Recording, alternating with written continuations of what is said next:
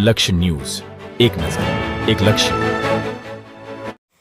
ધારી, બગસરા, ચલાલા સહિતના વિસ્તારોમાં ઘરફોડ તેમજ દુકાનના શટર તોડીને ચોરી કરતા શખ્સોને પોલીસ વિભાગ દ્વારા ઝડપી લેવામાં આવ્યો છે.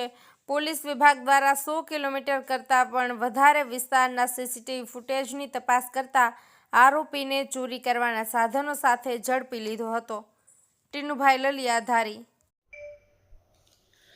રિસન્ટલી ધારી ડિવિઝનના ધારી, બગસરા અને ચલાલા પોલીસ સ્ટેશન વિસ્તારમાં દુકાનોની ચોરીના ઘણા બધા ગુના રજીસ્ટર થયેલા હતા. ઘરફોડ ચોરીના પણ ગુના રજીસ્ટર થયેલા હતા. આ અનુસંધાને માનનીય આઈજીપી સર દ્વારા અને માનનીય એસપી સર દ્વારા જે સૂચનાઓ આપવામાં આવી હતી તે અનુસંધાને એક ટીમની ગઠન કરવામાં આવેલું હતું આ ચોરને આઈડેન્ટિફાઈ કરવા માટે.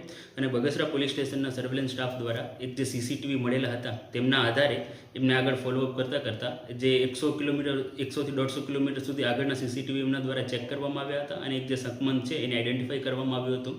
અમારી ટીમ દ્વારા 4 દિવસનો ત્યાં રોકાણ કરી અને ફાઇનલી જે શકમંદ છે એને પકડવામાં આવ્યો હતો.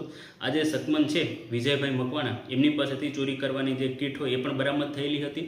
અને આ જે વિજયભાઈ મકવાણા છે એમના દ્વારા 50થી વધારે આવી ઘરફોડ ચોરીઓ કરવામાં આવેલી છે અને આ જે ચોરીઓ છે એ એમની કબૂલાત કરેલી છે. સર, એક આરોપી ઉપરાંત બીજા અન્ય કોઈ આરોપી એમાં સંડોવાયેલા છે કે કેમ? આ જે આરોપી છે એની એમઓ એવી છે કે એકલો જ ઓપરેટ કરે છે અને એનું ખાસ ટાર્ગેટ હોય છે દુકાનો. આપણા વિસ્તારમાં પણ એમણે દુકાનોને ટાર્ગેટ કરી હતી અને એની આ સિવાય સુરત, રાજકોટ, અન્ય વિસ્તારોમાં પણ દુકાનોમાંથી જ એણે ચોરી કરેલી છે અને આ વ્યક્તિ છે એકલો ઓપરેટ કરતો હોય છે.